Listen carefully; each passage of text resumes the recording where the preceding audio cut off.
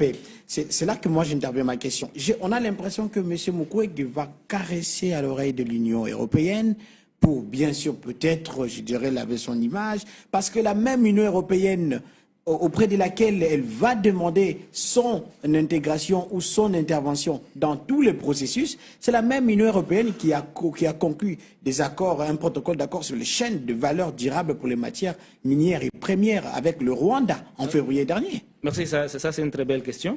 Je voudrais d'abord dire ici qu'il y a un impératif qu'on a toujours ignoré, n'est-ce pas, dans le processus de paix, ce qui nous amène toujours à tourner à rond. L'impératif de justice, et c'est là que Mukwege est en train d'insister.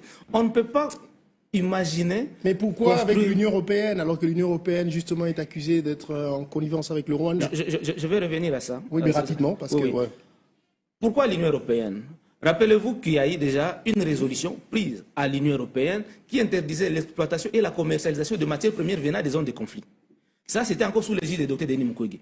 C'est quand les États-Unis avaient fait la même chose. Les États-Unis aussi avaient fait la même chose. Voilà.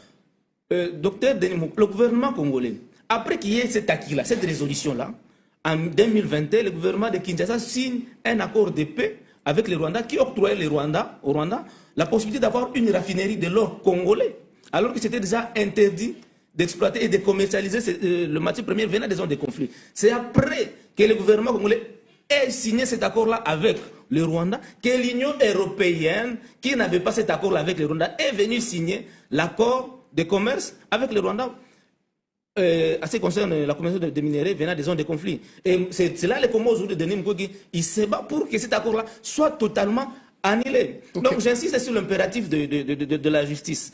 On ne peut pas penser construire un pays issu de la guerre sans parler de la justice. Et c'est là même la faiblesse de cet accord de principe qui nous a été publié récemment ici. Après, il a proposé la création d'un tribunal pénal international à RDC, une démarche déjà entamée par les procureurs après la CPI. Il faut faire la part des choses entre la CPI et les TPI, messieurs les journalistes. Le TPI, n'est-ce pas, est sous l'égide des Nations Unies.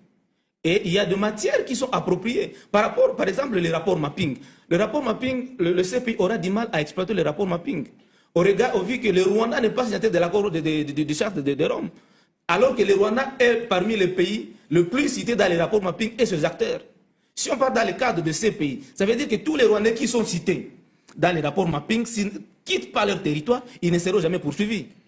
Voilà la faiblesse. Voilà. Mais alors que le Rwanda est membre de l'ONU, s'il y a une résolution qui établit le tribunal pénal international pour la RDC, voilà, ça veut dire que tous ces pays-là, signataires de charte de l'ONU, sont opposables à cette résolution-là. Voilà la nécessité de tes pays. Voilà, très bien. Donc c'est la démarche du docteur Mukwege. On ne va pas s'éterniser là-dessus, on reviendra à vous tout à l'heure. Beaucoup de